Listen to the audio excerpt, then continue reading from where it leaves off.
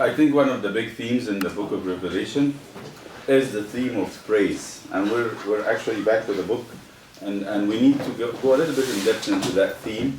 There's a few themes. When people think about the book of Revelation, they always think about end of times. But there is actually much more to the book of Revelation just than prophecy about the end of time, the scary stuff. Today I want to just look into it as part of the study of the book of Revelation as the praise. And I'm not gonna, leave this out. The book of Revelation actually has an image of the church. That's one of the biggest, between Revelation and John, you have the church figured out. And then today we're going to try to approach this theme. And as a traditional church and as an Orthodox church, more than any church, we try to live the book of Revelation every Sunday. And you get that feeling if you read the book carefully, you live it.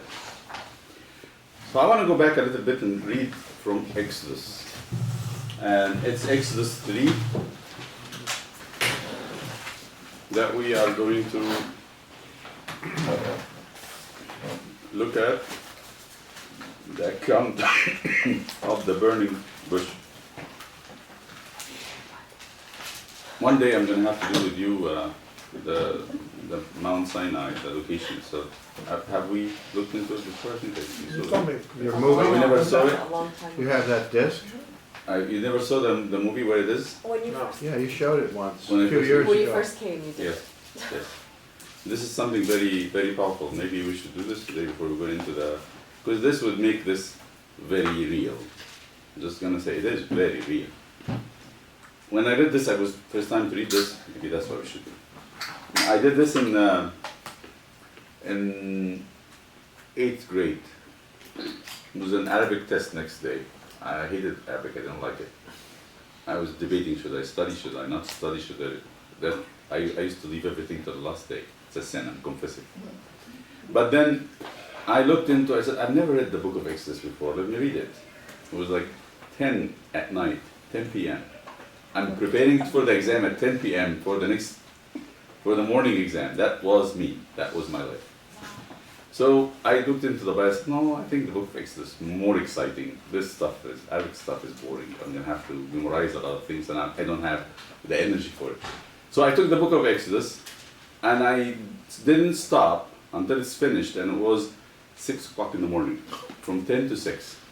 But I used a lot of imagination, and I wrote maps, whatever I could put my hands on, and I made a lot of question marks more than answers from the book of Revelation. I'm going to show you this. And maybe that's what we should do today.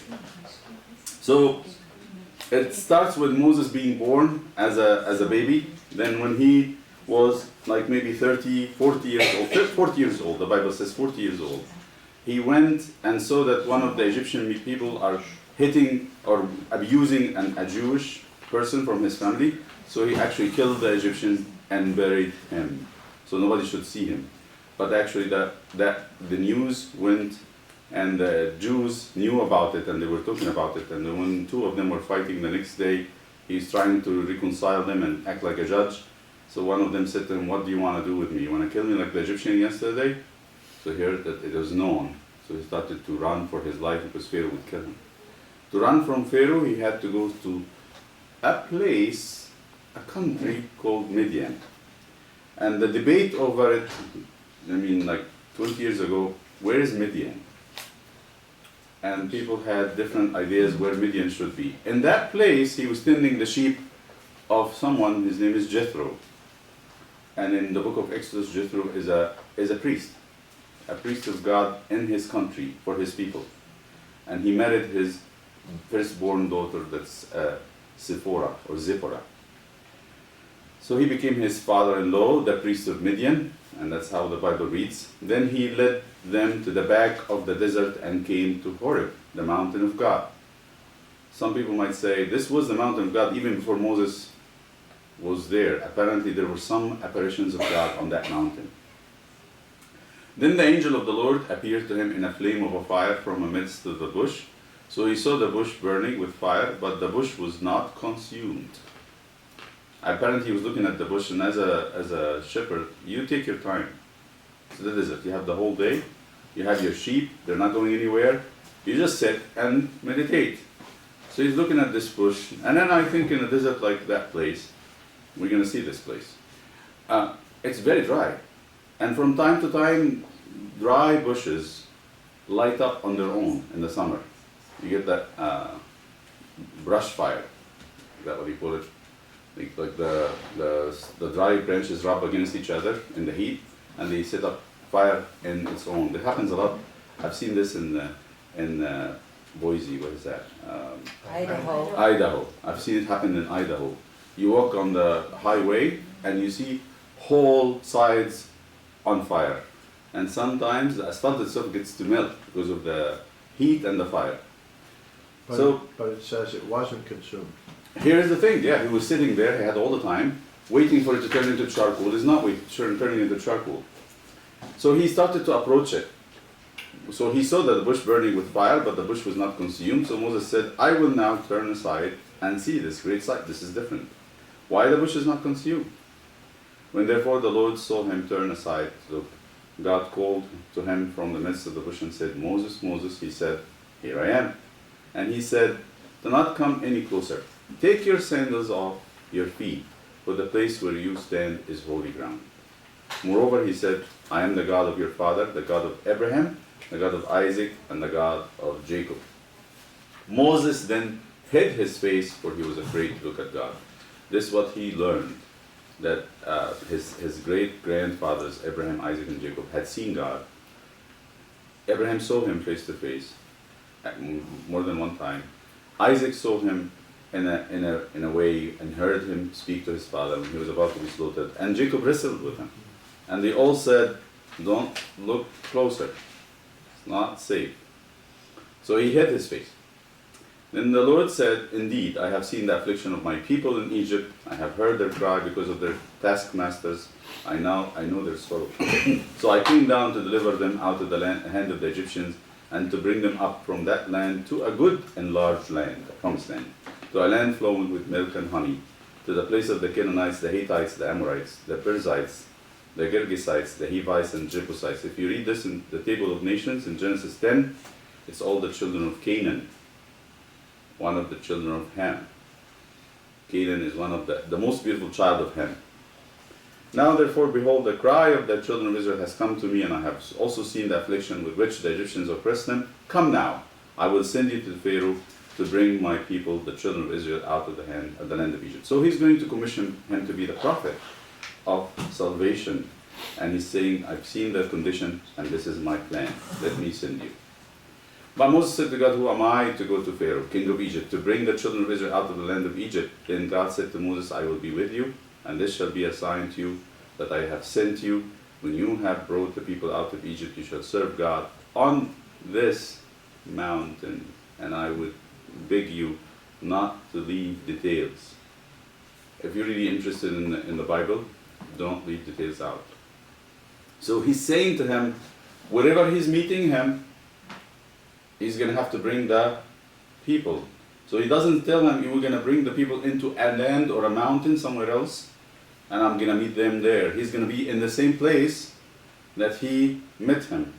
So Moses said to God, Indeed, when I go to the children of Israel and say to them, Moses is thinking about something else. The God of your father sent me to you, and they asked me, what's his name? Why is that? Because growing in the Egyptian culture, they heard about many gods, and each god of them had a name. There is Ra, there is Amun, the sun god. Ra is the god of heaven that nobody knows is a single god.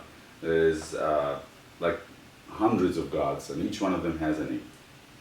What shall I tell them? So they want to think about which one of those Egyptian gods, right? There's one god for the Nile, one god for death, one god for harvest, one god for fertility, one god for envy, one god for, you have it. The cat is a god, the ram is a god, every single thing is a god and has a name. And God means what they do. So there's a God to give you power, there's a God to give you fertility, and the name would say that. So what is the name of God so we know what he's going to do? So we can actually put him in a category to rank him. Where is he going to fit? Then God said to Moses, I am the existing one. That's the translation in the New King James. It's actually, I am who I am. And the people would say, why would God give this answer? And then another way, they say, if you translate it even a little bit with some kind of degree of flexibility, you say, I am who will be. I will be who will be means not now. I will be who will be. Which, in a way, they say in the catechesis of the Catholic Church, they say it's a refusal of an answer. Like God is saying, if I ask you, what's your name? My name is, what's your name? And you say, my name is my name. What does that mean? Sarcastic. It is. You're being in a way. difficult. Yes, my name is my name. You don't need to know. You don't need to know. But apparently from the point of doing, God has not yet shown Israel what can he do. Keep this in mind. So he says, I am who I am, I will be who I am, whom I will be. And he said, thus you shall say to the children of Israel, the I am sent me to you. Moreover, God said to Moses again, thus you shall say to the children of Israel, the Lord God of your fathers, this is easier for them, the God of Abraham, the God of Isaac, and the God of Jacob, sent me to you. This is my name forever and memorial to all generations. Go then and gather the elders together and say to them, the Lord God of your fathers, the God of Abraham, God of Isaac, God of Jacob, appeared to me. That's the easier way to say. I have surely looked upon you and all the things that happened to you in Egypt. I'll bring you up out of the affliction of Egypt to the land of the Canaanites, the Hittites, the same places. Then they will heed your voice. You shall go, you and the elders of Israel, to the king of Egypt, and you shall say to them, first you go to the Israelites and tell them this, and then you take them and go to Pharaoh. And then when you go to Pharaoh, said, the God of the Hebrews met with us, and now let us go 3 days' journey into the desert to sacrifice to our God. That's the plan A. We're just going to go out to make sacrifices to God, not in Egypt, into that place, to that mountain where he saw the burning bush. But I know Pharaoh, the king of Egypt, will not let you go, not even by a mighty hand. Thus I will stretch out my hand and strike the Egyptians with all my wonders which I will work among them, and after that he will let you go. Then I will give this people grace in the sight of the Egyptians, and when they go, you shall not go empty-handed. They will plunder them. But every woman shall ask for her neighbor, namely of her who dwells near her house, articles of silver, gold, or clothing, and you shall put them on your sons and daughters, thus you shall plunder the Egyptians. That's a tough one. And people would ask, why would God ask them to do this? Because they were serving the Egyptians for 400 free. years. Free. At least 200 years, at least. 200 years they're serving them as slaves for free. They didn't take anything from them. And the Egyptian would be very happy to give them everything, but they have to go. At the end they would say, just go, we'll give you all our household, just leave us, we're going to die. And then, so Moses said, but suppose they will not believe or listen to my voice, suppose they say the Lord didn't appear to you, the Hebrews. So the Lord said to him, what's in your hand? He said, a rod. Cast it on the ground. So he cast it on the ground and it became a serpent. Moses fled from it. Then the Lord said to Moses, reach out your hand and take it by the tail. Reach out in his hand and caught it, and became a rod in his hand. He had these signs. So they may believe the Lord God of their father, the God of Abraham, the God of Isaac, and the God of Jacob appeared to you. Furthermore, the Lord said to him, now put your hand in your bosom. Put his hand in his bosom. So he put it inside his tunic that he was wearing.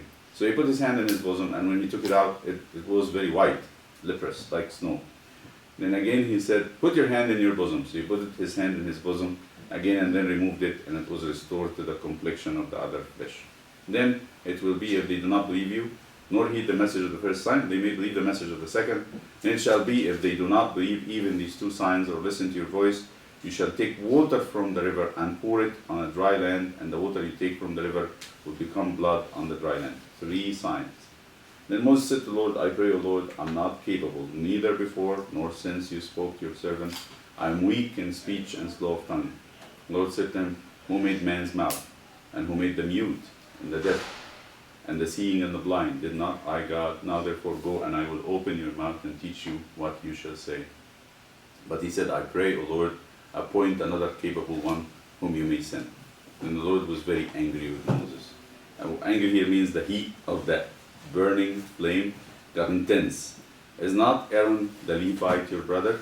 I know he will speak for you, and indeed he will come out to meet you, and indeed when he sees you he will be glad in heart.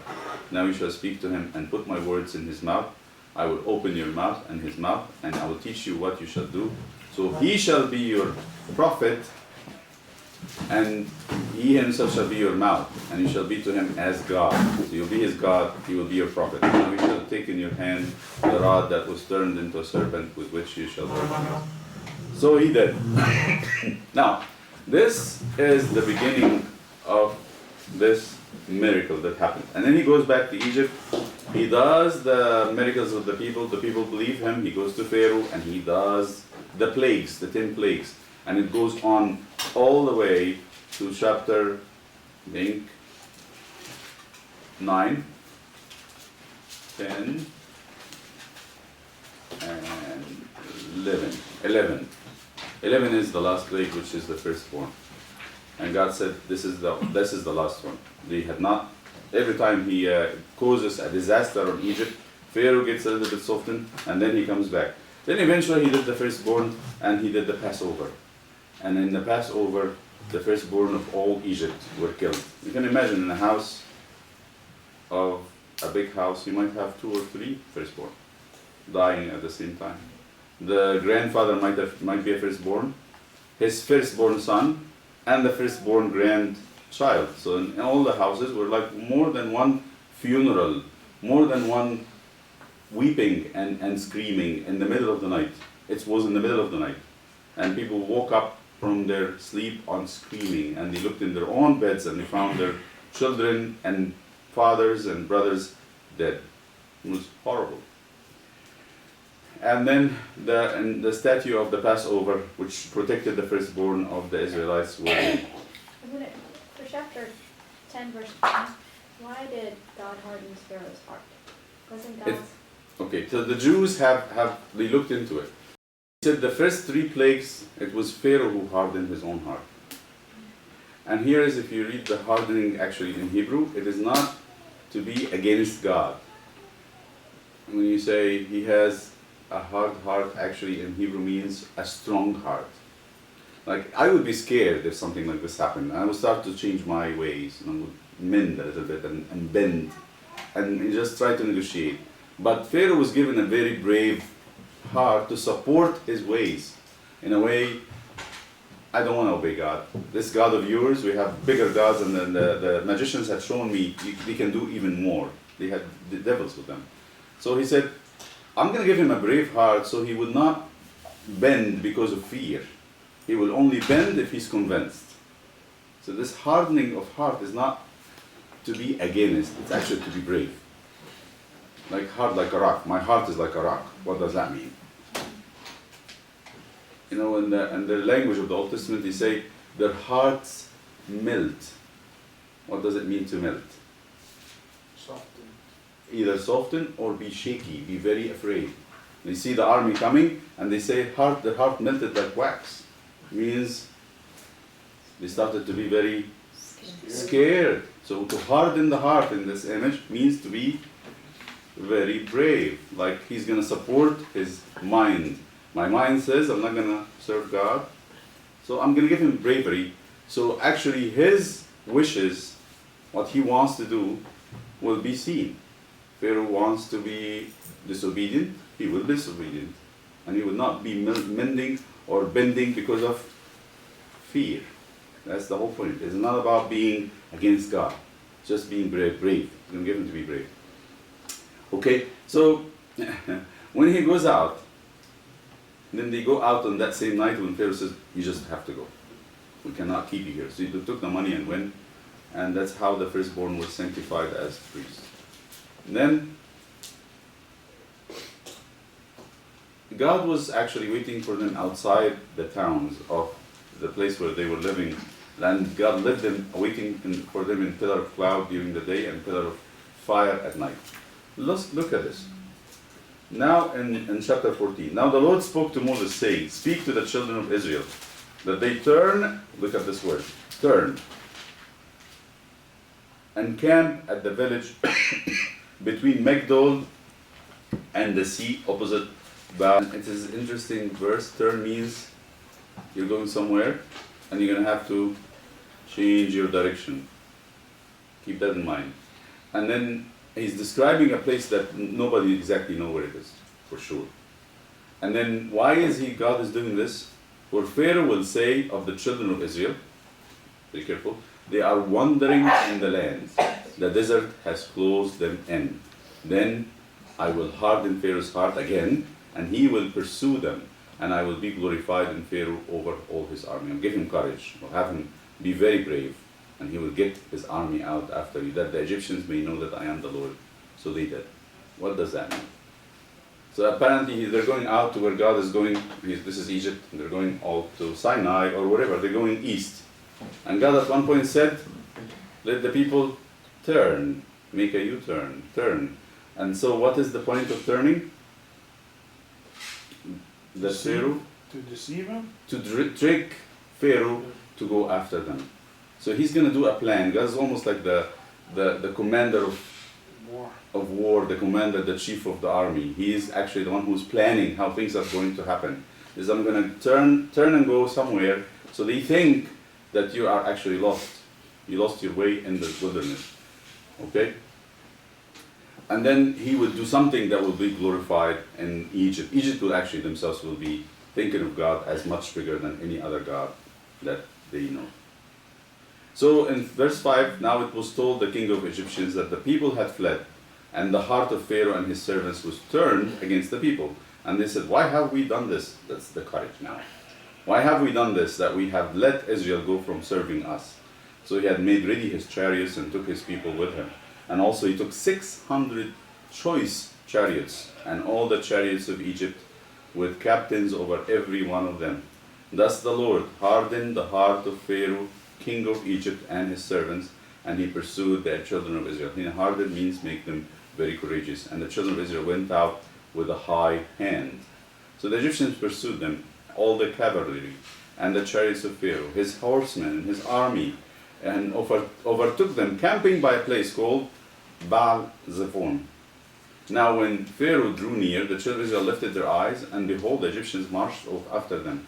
So they were very afraid. And the children of Israel cried out to the Lord. Then they said to Moses, because there were no graves in Egypt, they knew they were going to die.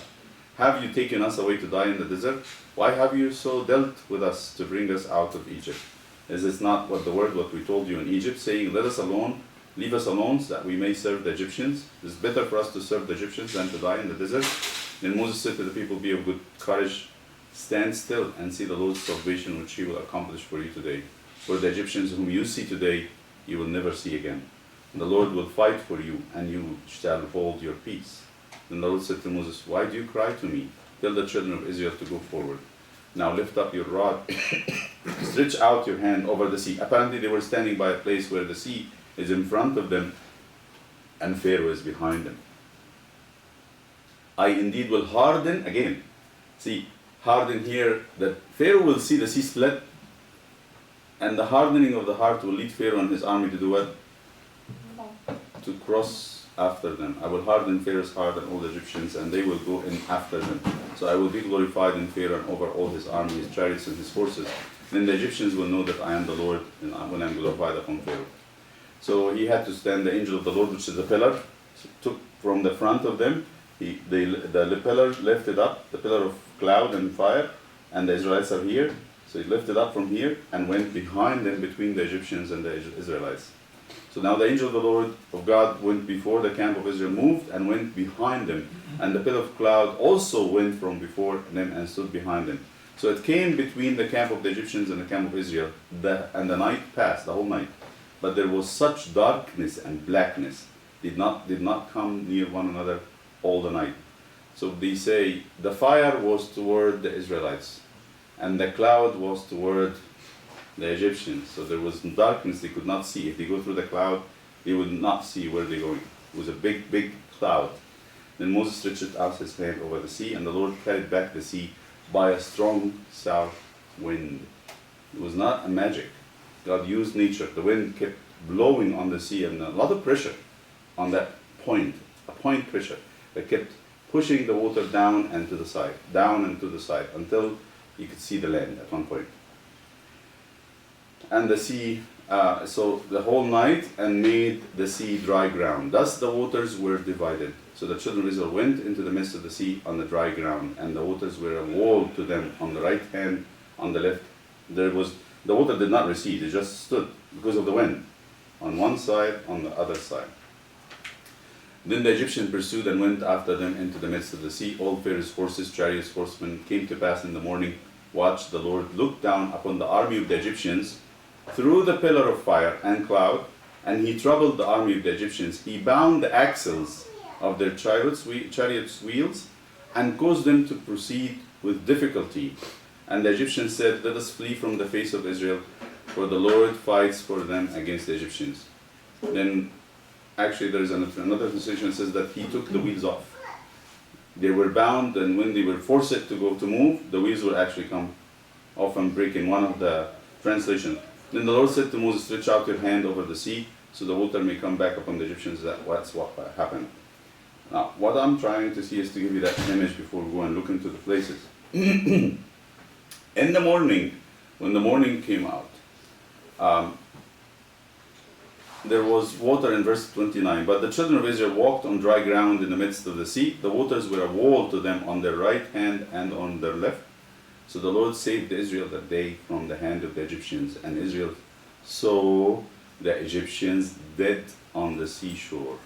So they crossed from one land, from one side to the other. When they reached the other and the water came back, they looked on the shore, and there were dead Egyptians on the shore. Thus Israel saw the Lord's mighty hand and the things he did to the Egyptians. Therefore the people feared the Lord and believed God and his servant Moses. This is very significant verses that they had seen who God is.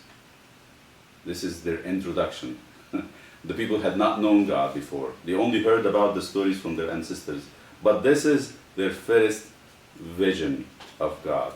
And it was not a very easy vision. It was something that's beyond anything else happened in the Old Testament all the way to the New Testament. And then they start to sing. Listen to the song now. And Moses and the children of Israel sang this song to God and spoke, saying, let us sing to the Lord, for he is greatly glorified. And then the horse and his rider has thrown into the sea. The Lord became my helper and the shield of my salvation. Now they're describing God. Moses first started by asking, who are you that I might tell them? And he said, I will be whom I will be. So they will know me through my action. So look at this. In verse 3, the Lord brings wars to nothing. The Lord is his name. The Lord, actually, this is a translation of the Hebrew, Jehovah, Yahweh. So now that name makes sense to them, since there is nothing else like that in Egypt. There is no other gods like it. Pharaoh's chariots, I'm describing what he did. That Pharaoh's chariots and his army cast into the sea. That his chosen captains also were drowned in the sea. Your right hand, O Lord, is glorified in strength. Your right hand, O God, dashed the enemy in pieces. In the greatness of your glory, you broke the adversaries to pieces. By the spirit of your anger, the waters were gathered together. They're describing him. You send forth, who is like you? That's the point. Who is like you, Lord? Which will be the first commandment. Don't make any other gods, and don't make images. Who is like you, glorified in holiness, marvelous in praise, doing wonders? You stretch out your right hand, earth. In righteous you guided your people whom you redeemed. The nations heard and were angry, etc. So this was added later, most probably. So now they know who God is. See, and this is a song. This is the first national song as Israelites. What I get from this is for next time when we meet, is this is the basis of praise. What is the basis of true praise? Because I have this. This might not be done today, but I'm going to just give it for you to think about it. A child from Sunday school asks, what are we going to do in heaven? And the teacher answers and says, we'll be continuously praising God.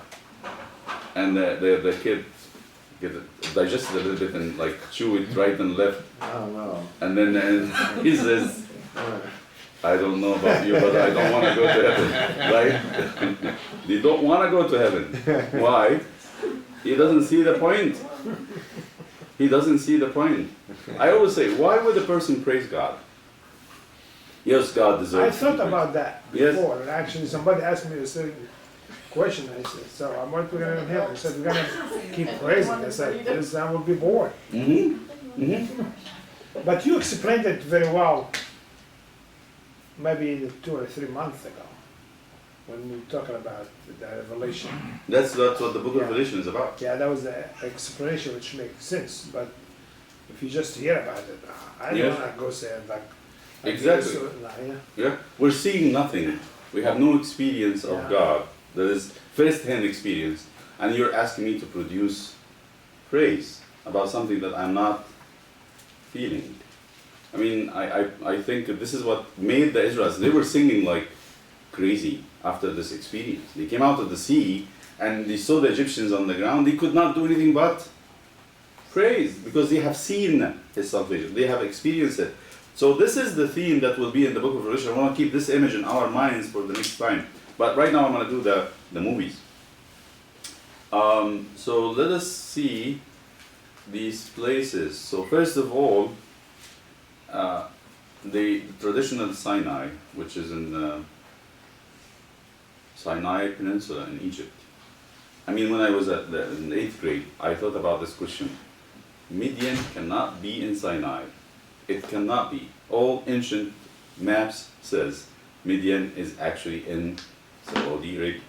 It's a place where they have caves and it's known historically, the kingdom of Midian. So when you look at the history, they tell you Midian is in the south to Jordan. So let me show you this quick. That's pretty far. It is not far because you're crossing Sinai. We need a map. Do you have a map? Yes. All right, maybe there's one I'm here. going to give you the best map we have today. Here. I remember this area was not divided before, it was just open, there was no countries. No. Yeah. How about this map? All right, This is my favorite one. that's a good one. And this is,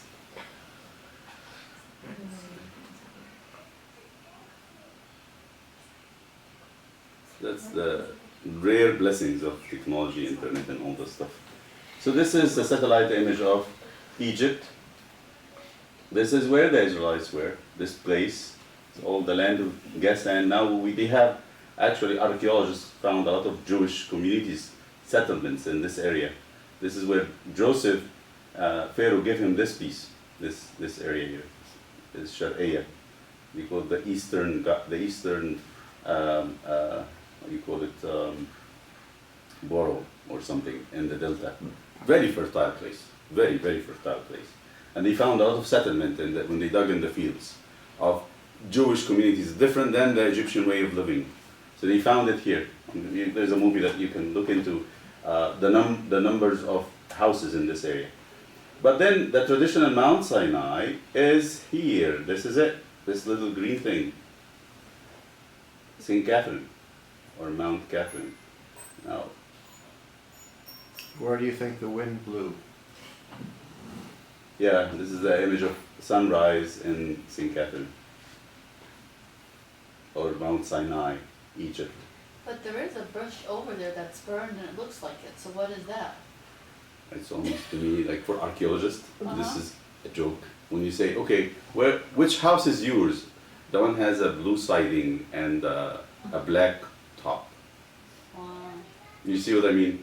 Like how many bushes? Because they have it fenced off, this is the sacred place. Of and course, you're taking of course. pictures. But and- yes, but it's always that we call it small tradition.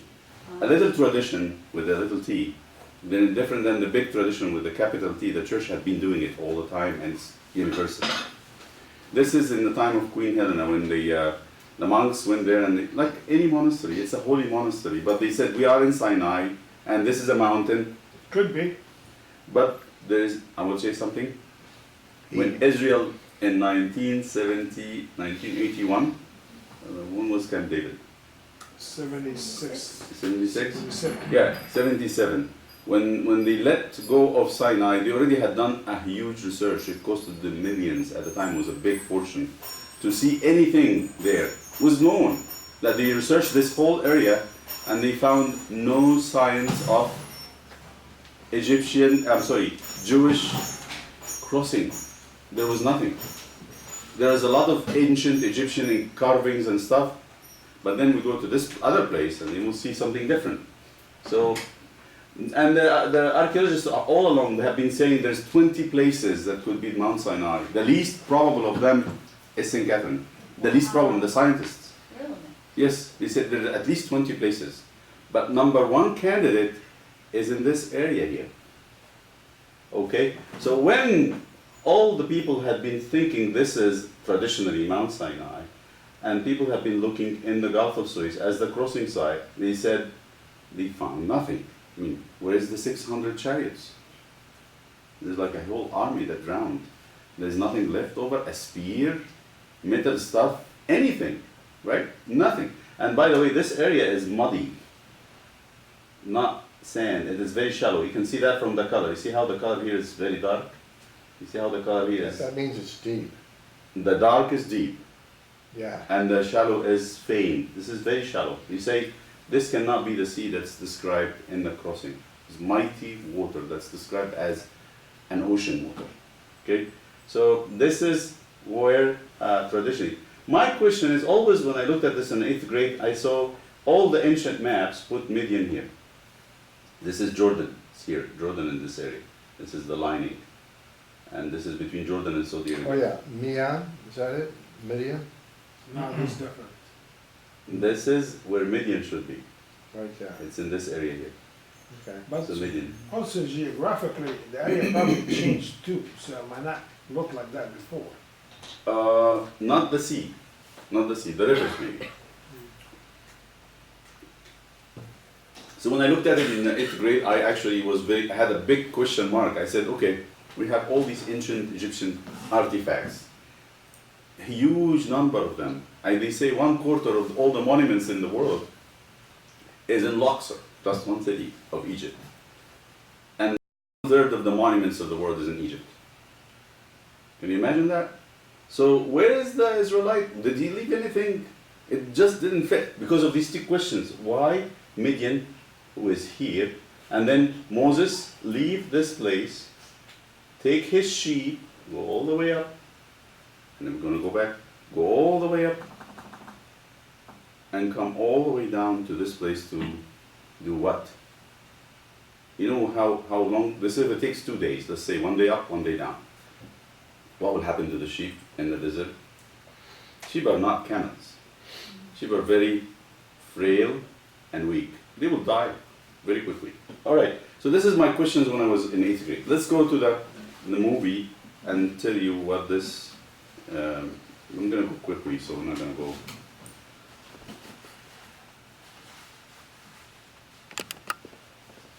Because it didn't add up. It didn't, no. So we'll go. Side of the altar.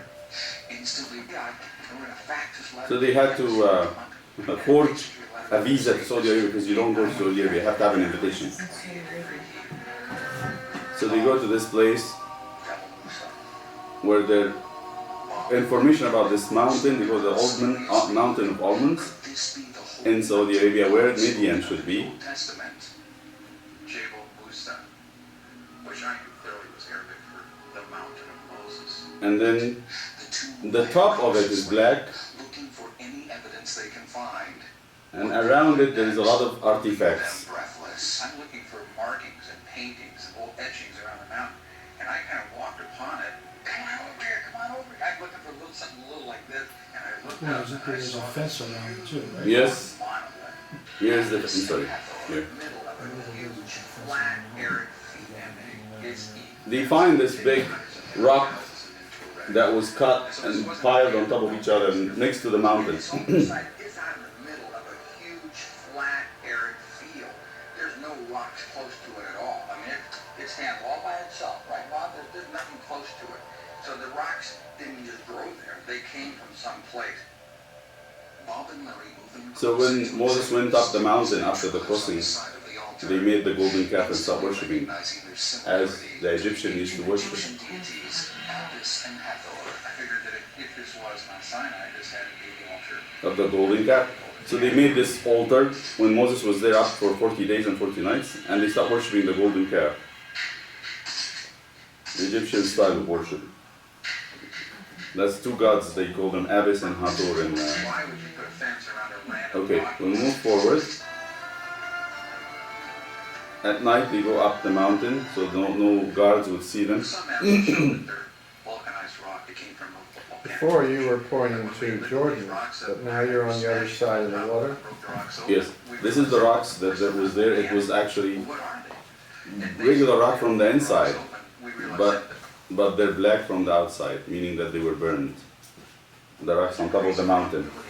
And the mountain is very dark. Compared to the other mountains, it's not. What went through my mind when watching the experience Bob was having? He pulled out his bucket.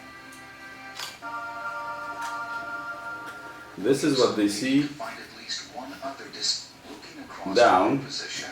They spot what appears to be the let me end. see. I like this. We got 4 acres with a king kicking it. This is the slough. Near, And I said to Larry, I said, you know, what I would agree with that moment to think what's happening. there was another altar that I. Bible and, yeah, you know, Bobby, this mountain has been Mount Sinai. Did you read legend? Okay, They went out to this is another family that went there also, and they did more stuff, and that's why I want to focus on them more than the beginning, because they had more footage of what was going on. So this mountain is in Saudi Arabia, and the Saudis know it is the mountain of Moses. Saudi Arabia. The Caldwells are subject to company policy imposed by the Saudi government that all foreigners leave the country for at least 24 days of the year. In the aftermath of the Gulf War, Japanese travel options are limited, so a trip to the west, toward Egypt, becomes a clear option. Is the voice clear to them? Is first on their list of sites to visit. Yeah, it took everything out of me when we got there to see that it just didn't match the biblical description. Jim and Penny's travel options are limited, so a trip to the west, toward Egypt, becomes a clear option.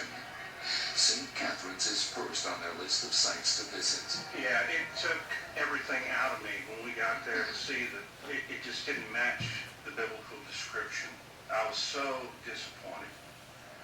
Deciding to leave St. Catherine's, the Caldwells continue their journey through Egypt, where a brief stop in a roadside bookstore reveals a surprise in the form of a book called The Gold Mines of Midian. We began to look at it. It was written by Sir Richard Burton in the 1800s. He was an explorer of vast amounts of the former Ottoman Empire, including Arabia. And he had drawn a map in the back, and as we pulled that map out, that map had a beautiful rendition of the Gulf of Suez and the Gulf of Aqaba, Sinai Peninsula, but it also had just a little portion of this northwestern quadrant of Arabia, and it listed that land as Madyan. He's saying Midian's over there, and if you can find Midian, you can find the region where Mount Sinai was, because that's where Moses was supposedly tending the flocks of Jethro. But we found another book in the bookstore called The Mountain of God. This was by Emmanuel Anati. He also mentions Jebel al-Lawz as being a potential site. The Caldwells pack up and head for Saudi Arabia and begin to search for the highest mountain in Midian. Though free to travel through Saudi Arabia on work visas, no permission has been granted to enter the government-imposed forbidden zone. And that's all he has. Warning sign. Mountain peaks extraordinarily high to me, and even the very top of Jebel al-Lawz was even enshrouded in cloud from time to time. That's how high it appeared, and that was my first reaction that, gosh, this is so much different than the picture that came to my mind in St. Catherine's, the traditional site of Mount Sinai. We're at the 4,000-foot level. These mountains are way up there, another 4,000, 5,000 feet above us. The altar with petroglyphs is their first discovery. We came around the front side of that and didn't really see anything, but as you go around to the back side, the cows started becoming very visible. My daughter was there, and she says, Dad,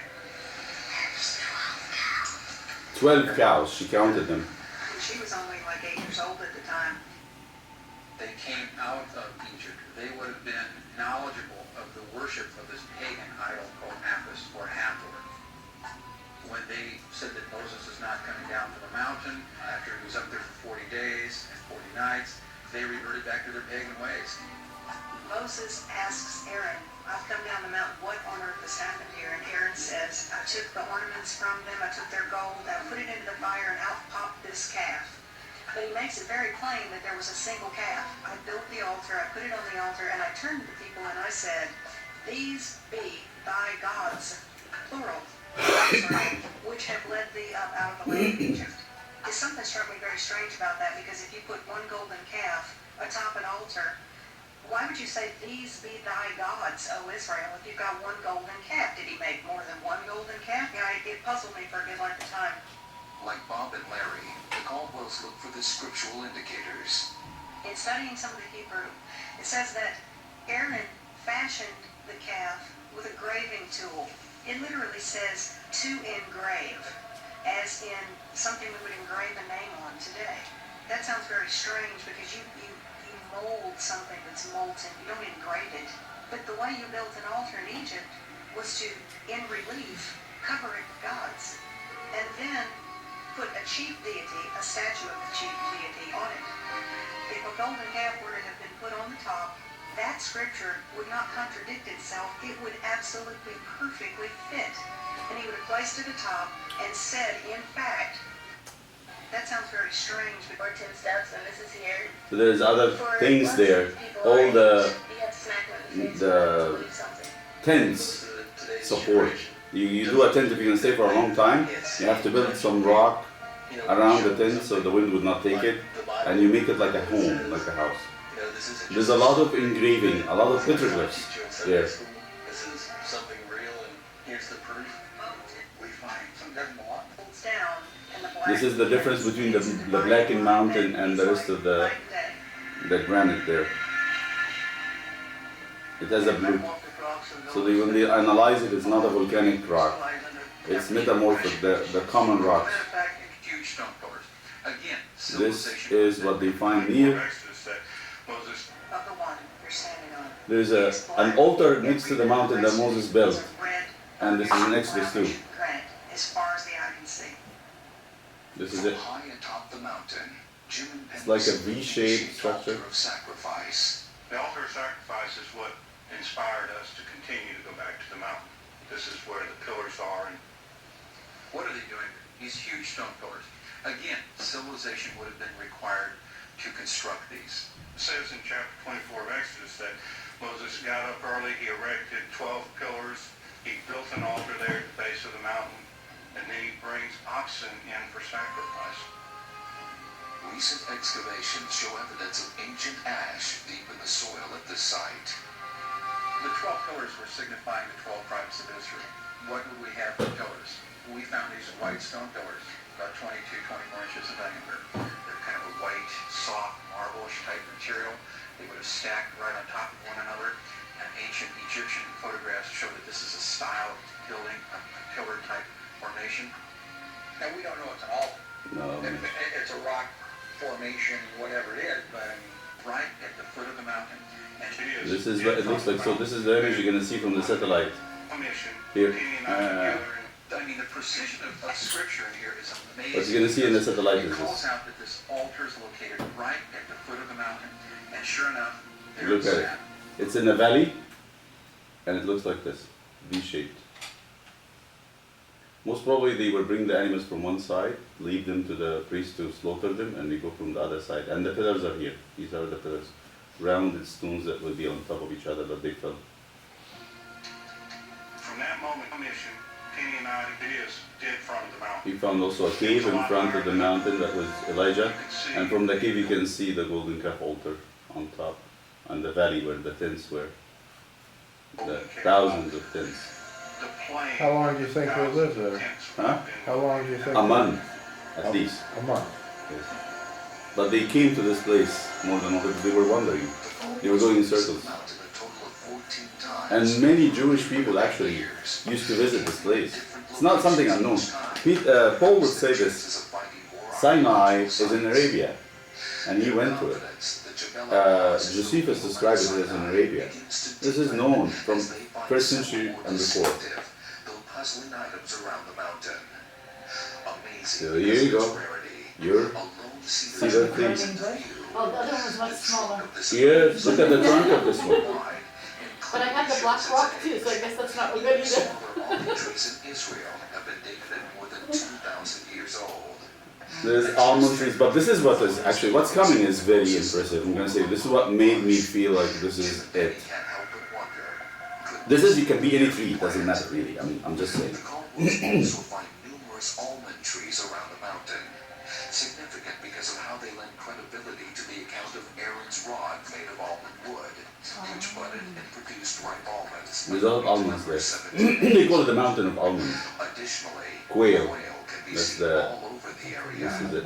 It is There they go. theorized that they fly in huge numbers over the Red Sea from Egypt. But that's all soft All stuff. the ground exhausted Doesn't on doesn't the mean anything. Arabian side. You can find quail anywhere. Exodus 16:13 But here is what is starting to get interested now. Quail covered Interesting the when it camp comes of to the this. Israelites. This stage. We found thousands. In the first movie they made, they said we found it covering the whole area. Everywhere you go, you find these objects. A small rock made into carved into a small ball, and a little egg-shaped stone. They're all over the place. It's grinding, and it's all over the place. They said thousands upon thousands upon thousands. Said that we took a trip through Saudi Arabia, looking at other places that the Saudis would think they have gone through it, and they find the same thing. And they got like 10 or 20 of them back as souvenirs.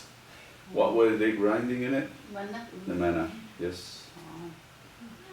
Penny also find grinding stones, spear points, and other sorts of weapons, all fashioned in the Egyptian That's what I style, expect to see. which the Israelites If would have learned they during say their this is the 400 years of place. slavery in Egypt. Some remains of human life there, if they spend the time. I don't think Egyptians Look. had flint tools. Huh? Egyptians didn't have flint, they used metal spears. No, it's Flint? No, I don't know. It was before the Bronze time? Just before that. Yeah. I think the greatest Here is it. That's the thing that really made it very clear to me was that the this split rock discovery. We had nothing to do with the split rock discovery. this couple, the Caldwells actually have a ministry now in Texas. They call it the Split Rock Ministry. I tried to get them to come to show us the videos and stuff, but they didn't And want we to came come. up to a break in the rocks, and I looked over from the north, looking to the south, Look at this thing here. and both of us were just stunned. There, 2 miles away, was a monolith that See, this is a big tree, stood out in the land. very big tree. This will go up above your head. You stand There there. are numerous natural outcroppings of hills that are just comprised of boulders. And then there is this one with this massive rock sitting atop of it. From a distance, it's big. Look at the human size. Close to it, it is enormous. It's 4 stories tall. And I've often said that the miracle that would have happened there probably... Look at all these brought holes rivers here. past See these across holes? into the Red Sea. The rocks here are really This account damaged says that the by people water. of Israel grumbled against Moses, saying, "Why did you bring us up out of Egypt to make us and our children and livestock die of thirst?" Your tongue feels like a piece of tar from a Texas highway when you're out in the desert. The sun is relentless. They would have cried out for water. And It's not a normal erosive pattern for granite. Granite generally from just... Look at the erosion, will all these crack holes in the and flake off from flaking. top down. This is coming up as though something came flying up and really gouged the rock. When that rock was split into, a geyser erupted out of the top of it. It blew those two pieces of that rock apart. it's very interesting. This part of the world gets a half-inch of rain every 10 years. It's so arid and so dry. So when you look at it from the satellite, I don't expect to see the rock itself because it's on top. See the water erosion marks on it? Not just a trickle, a burst of water flowing from it, washing out the whole mountainside, going down and washing all the sand that's down below it, creating an ancient lake that down This below. is Now you're talking carved about by anywhere water. from 600,000 to estimates of up to 2 million people that came out of Egypt. If we were talking about a tiny little rock with a tiny little trickle, they would still be in line waiting to get a sip of that water.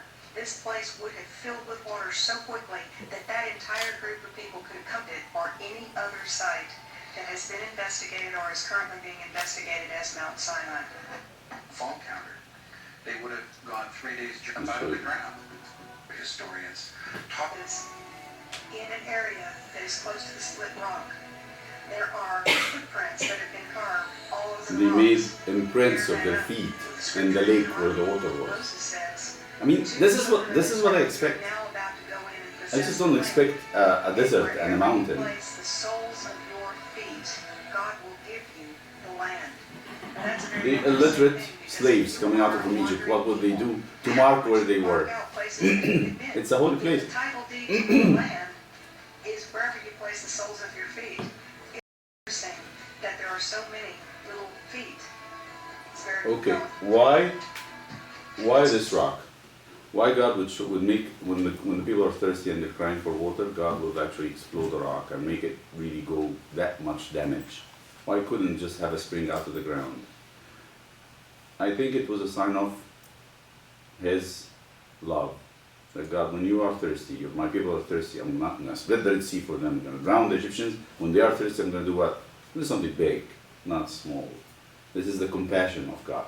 When the apostles saw it, they said, this is Jesus. St. Paul said they drank from a spiritual rock that followed them, and that rock was Christ. When we need God's salvation, what would He do? He's not going to send somebody to preach us. He's going to send up His Son to be broken, to be sacrificed. And the same thing, that Paul and John saw the same thing. That Jesus on the cross lifted up. They saw this rock. I'm sure the apostles know about this rock. They know it. They visited it. And when they saw that rock standing up like this, and they saw the cross on the side of Christ open and water and blood is coming out, they said, wow, this was it. This was it. That rock was Him. But this was a physical thirst, and we are going to... We just give you this part so quickly from Google Earth. Okay, if you want to do this at home, this is what I would do. Move your mouse over the location. Yes. So I'm just going to go from the bigger to the smaller. So you go, this is Sinai, this is Egypt, and the place I'm interested in is Midian, it's here. Okay. And I'm going to go closer, and immediately you'll notice these darker areas, and in the middle of it, this kidney shape is like a bean, kidney bean, in the middle here. And a lot of pictures. If you put the pictures on your Google Earth, just check the people that pictures, the people that made the photos, and you come closer. And the mountain will be the darkest spot on this area. So this range of dark mountains is the mountain of olives, or the almonds. So I'm come closer, and you see all this. So most probably it is one of these dark spots. Most probably this one. And this is an image where people actually have said Horeb. Now, when you go on this side of it, there's also lots of pictures. So you don't have, I wrote the coordinates somewhere, and I have them, but you can go over the picture and know exactly what they are described as the golden calf. It's this one. Come closer, and we come a little bit more closer, and you see a fence. See this fence? And this pile.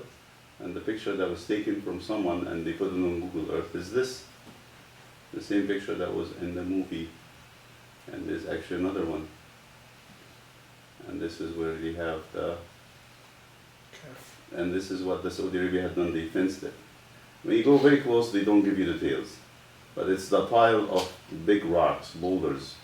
And there's like 4 or 5 pictures. Here it is. And this is done by different people who visited this place. I go back up, and you can, if you don't want to go crazy about coordinates, you just go into the pictures and they will tell you what it is. And you will see this V-shaped stuff. See that?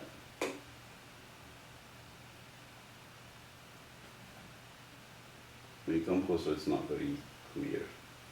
But this is the V-shaped altar that Moses had done, and people had taken a couple of pictures there. And that's how it looked close up. This is Gaverly. And there's other people who took other pictures in the same place, and this is how it looks.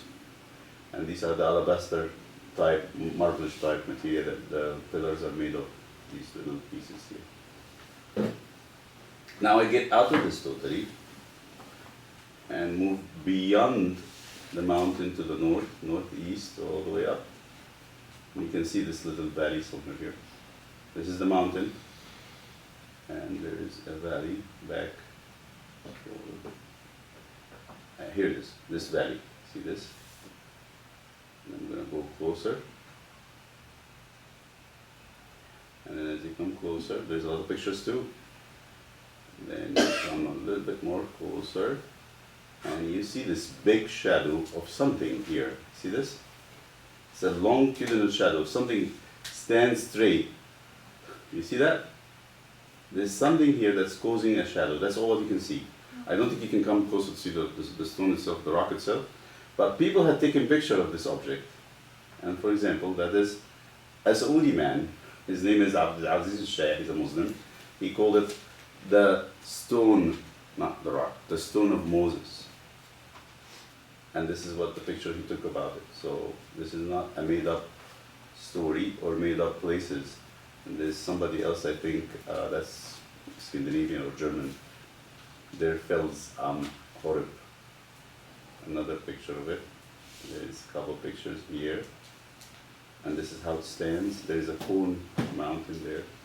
Look, you can see vegetation in that picture. Right. At one time, in one season in the year, there will be some vegetation. This is another picture. There is actually a couple of pictures here down that shows the places where the feet were. That's another picture of the rock. We call it Thirst. Somewhere around here was the... Oh, this is an altar that Moses built actually. Under the rock, we had the fight with the Amalekites in this place. And Moses built an altar to remember that place. Okay? So this is what Google Earth has for this piece. The one that I want to conclude with today is the other movie that shows the crossing. And this is a quick one before we go into there. There is, when they went through the Gulf of Aqaba, so we hold this, when they went through the Gulf of Aqaba, and that is Google Earth again. Here it is. I think I'm a little confused on the map. You're on the right side of Aqaba? Yes, the east side. Yeah, isn't that Jordan? Jordan on the north part. Oh, right there. North of it Jordan, and then beneath it is Saudi Arabia. There's a line. You see the line here? This is Jordan, and this is the line of it. This is Jordan, end of Jordan. This is Saudi Arabia. I see. Okay, so if the mountain is in this area here, that kidney-shaped thing, the kidney bean thing here, then the crossing did not happen here on the shallow land, on the shallow water. It happened in here, and they know, and it's very clear from the map. If you look at it, you see this is the Gulf of Aqaba. You extended. There's a line extended. There's something here that extends all the way. You see this to the Dead Sea, all the way to Sea of Galilee, all the way to the Mediterranean. And they say this is the Rift Valley. This side is Asia, this side is Africa. And apparently Asia is sliding, the crust of the earth, sliding under Africa, raising the side of Africa up, especially where you have the mountains on. That's why it plunges down very deep. And this is an area of earthquakes, big earthquakes. Sinai is Asia. Politically, but actually, He's in the geology now. Geologically, the crust is broken between Sinai and Saudi Arabia, and it's the Sinai is sliding over the crust of Asia.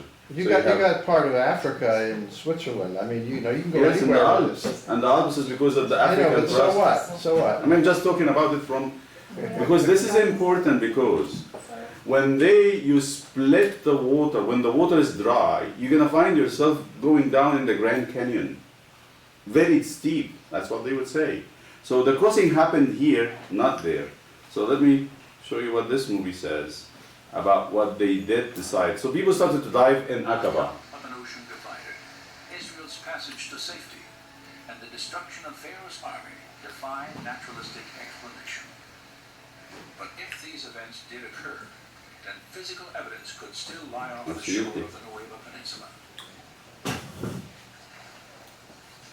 For more than 20 years, divers and explorers from Just three not new. continents 20 years, 2000. This is 2000, this movie. the Gulf of Aqaba Like from and the Strait 1980. of Suf have come to Nueva Beach seeking possible evidence of an Israelite crossing. Why Nueva?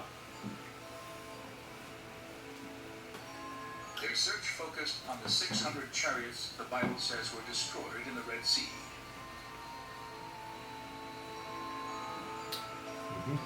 Inscriptions thousands of years old, and the few chariots recovered from ancient tombs revealed much about the construction of these legendary vehicles of war.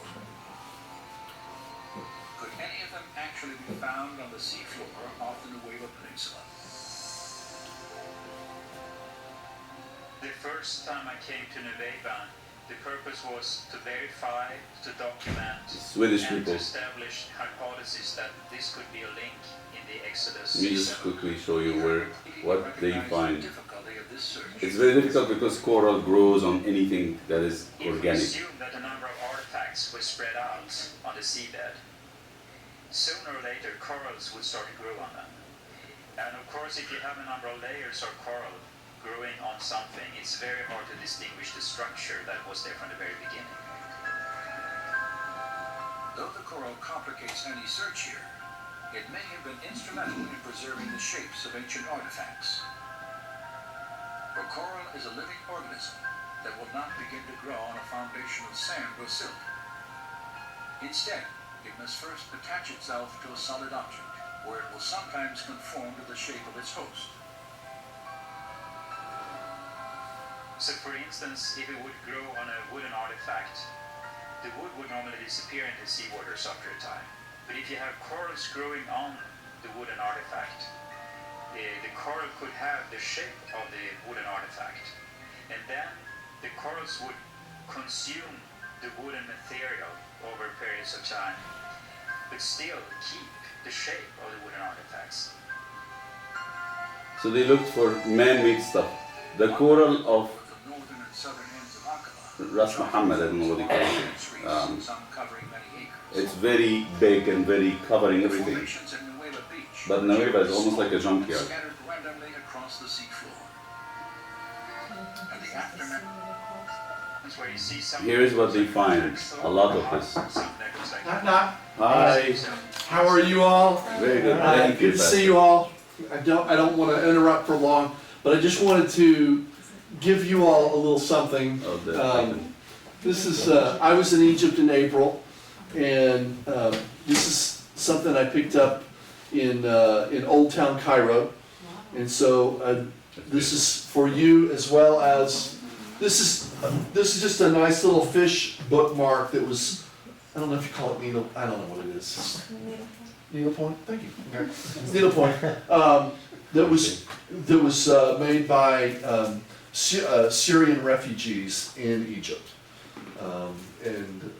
So this is something. Thank you very much. This is we're getting like a generous gifts one after another. One of them is the room. Thank you. Oh, you're welcome. Yeah, we like the room. We do like the room. Oh, good. You have a connect. You can connect. That's beautiful. Thank you.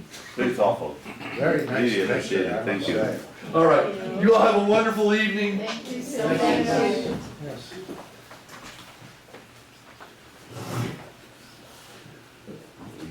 We are the ones we should do things like that. Okay, that's beautiful. So they find all these things, and I'm just gonna move it along so you know exactly. Straight shaft. This is what they find over and over again. But one of them, what they found, and many people had said that this is actually, I looked on the internet and many people had commented on it, they've seen it and documented it.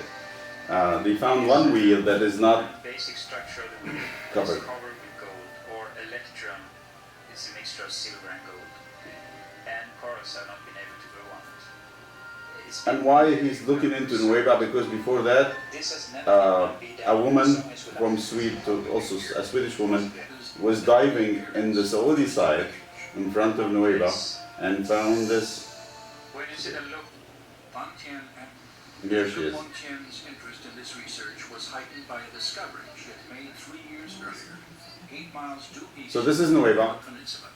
and this is where Saudi Arabia is. He was diving from this side, she was diving from that side.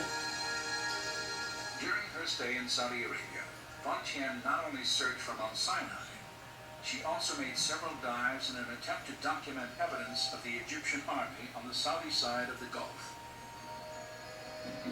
And the Bible tells that Israel saw the Egyptians lying dead on the shore after they came across. So I figured there must be some stuff on the Saudi side. At one spot there is like a very shallow sort of land tongue going out in a straight land tongue. towards Nueva. From the shore goes like this, because it's a very deep area. The color of the water is, you can see how it was turquoise far out, you know. So I thought this would be interesting for exploration, so we did some dives near to that.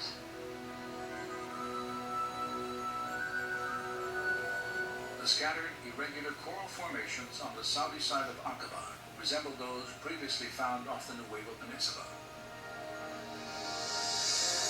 Look at this. This is a perfect circle. Wang Qian photographed this circular object attached to what appears to have been a broken axle or hub. The hub and the wheel. It's not something that the coral would do. For 2 reasons.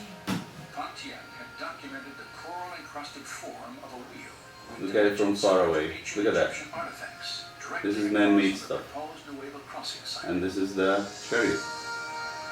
What you read about in Exodus, that he made it very difficult for them to drive, and they came off. Establishing wheel-like formations on both coasts of the Red Sea, in accordance with descriptions in the biblical record.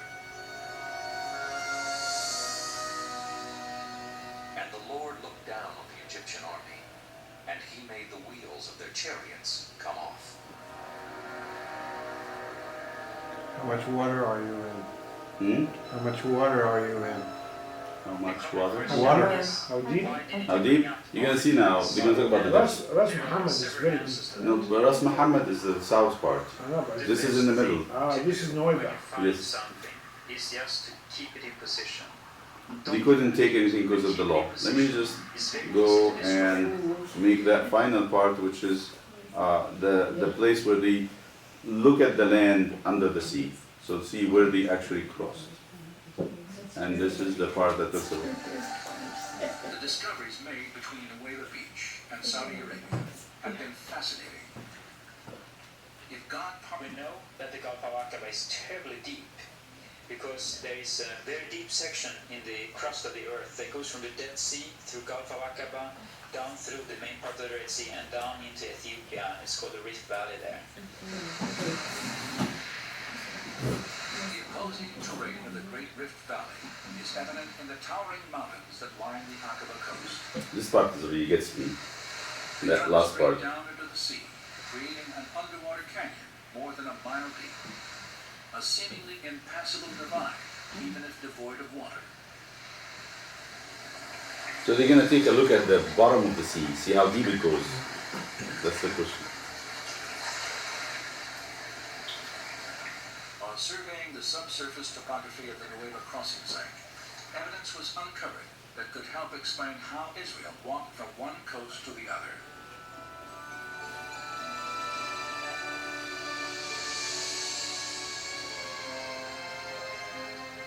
At its steepest points, the Gulf of Aqaba plunges more than 5,500 feet. Yet the ocean floor off the coast of Nueva Beach rises up several thousand feet from this trench, creating a wide, flattened ridge that the Israelites could have crossed once the Red Sea was divided.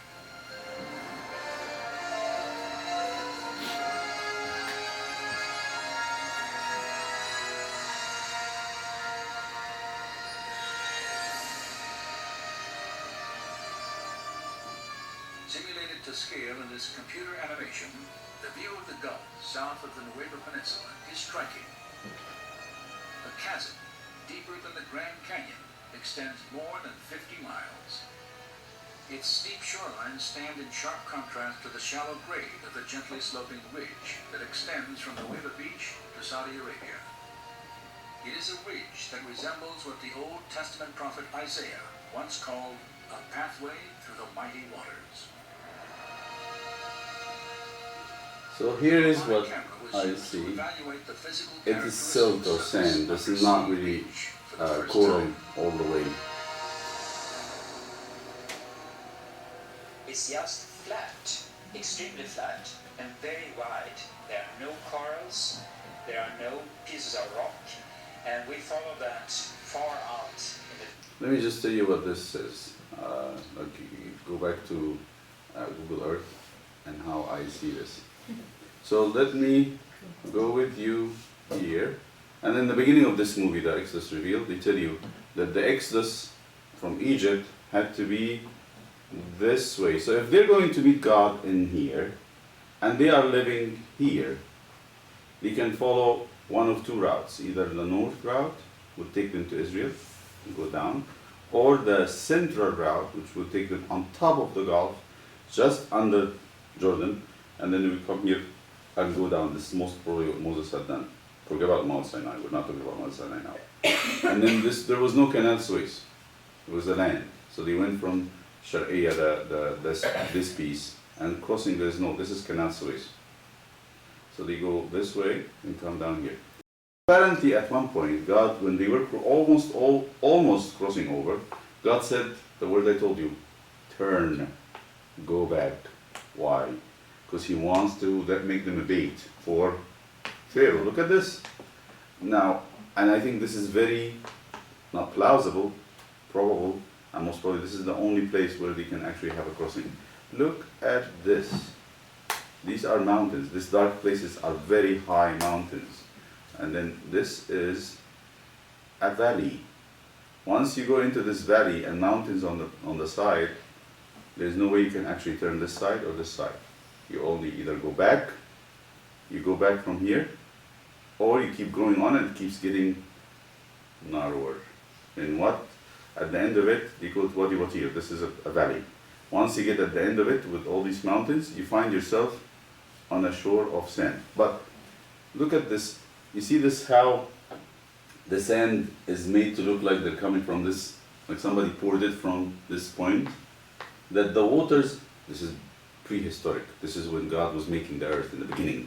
There was a river here that was carving its way through the mountains, dumping all this material in the sea and causing this seashore. That's what... It's called an alluvial fan. Is that what they say? Okay, good.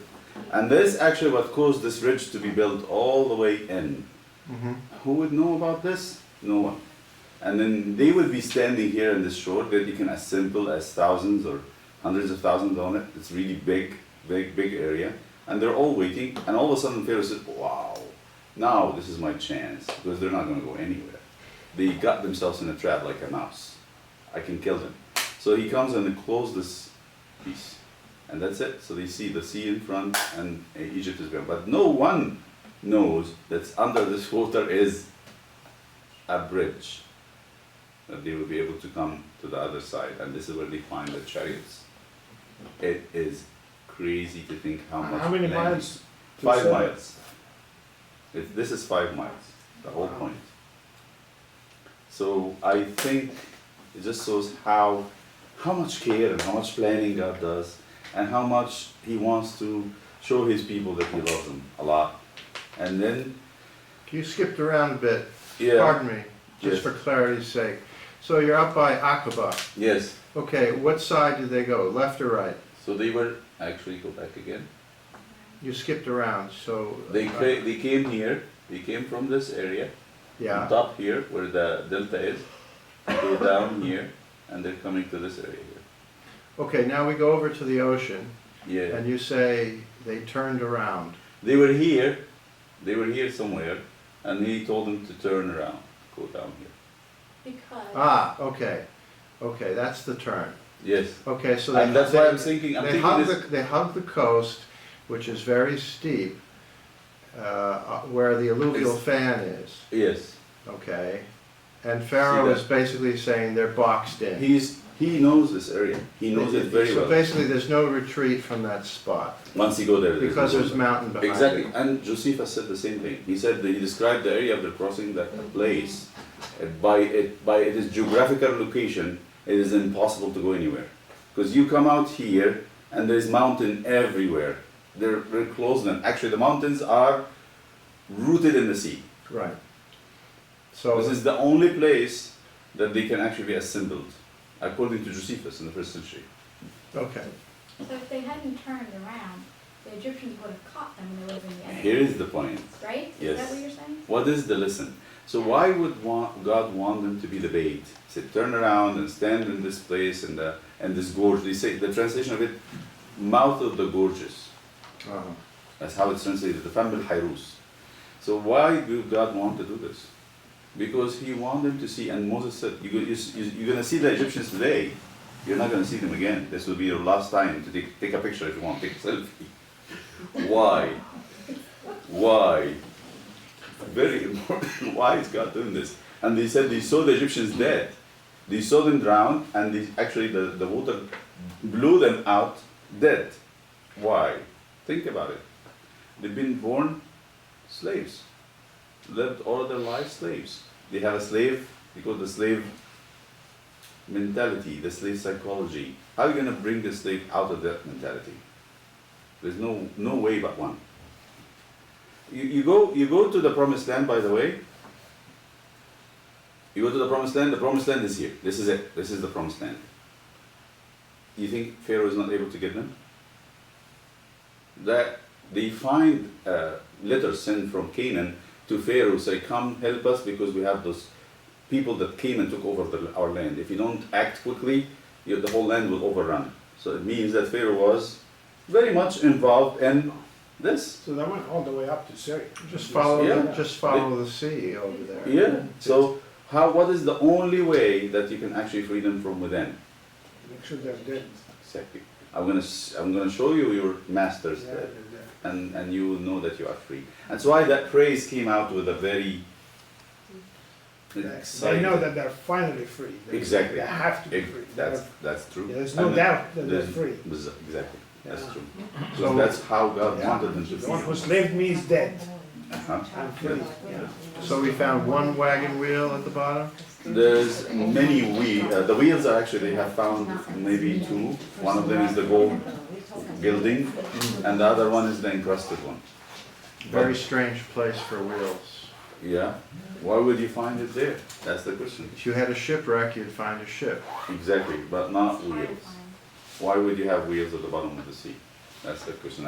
And I like that these two Swedish people are very convinced. I mean, one of the things that made me feel happy is that there are people in Europe still believe in the Bible, while the Europeans already have given up the story of Exodus and the stories of the Bible. This is very impressive. So for that reason, I think this answered almost all the questions I have about the book of Exodus, these two movies. Because to me they make much more sense, and they fit everything together. Everything comes out. I mean, I can't have it more brighter than this. So, but it also shows how God cares. That's the point. He cares and takes care of details, and He knows how we feel, and He knows how to deal with it. And I think this is very encouraging. Exactly, the answer is, I know where you're at, I know how to solve it, and I'll take the measure to solve it if you believe, if you just really give me the chance to do it, and I will do it for you. So they were waiting on God. I mean, it didn't happen like without, because they had to feel the need, and they have to see God's hand. That's the thing. Okay. Should pray.